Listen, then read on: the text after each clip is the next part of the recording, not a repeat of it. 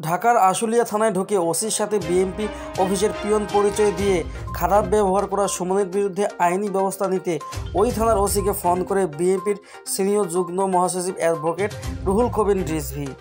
OC Monirul Haque ডাবলুর office কক্ষেই এই ঘটনা ঘটে।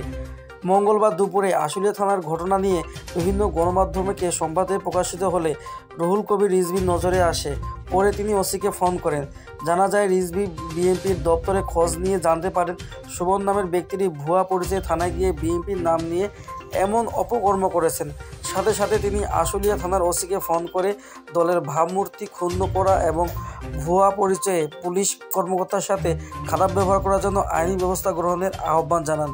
এই বিষয়ে আশুলিয়া থানার ভারপ্রাপ্ত কর্মকর্তা মনিরুল হক ডাবলু বলেন, আমি সাংবাদিক ভাইদের সাথে কথা বলেছি।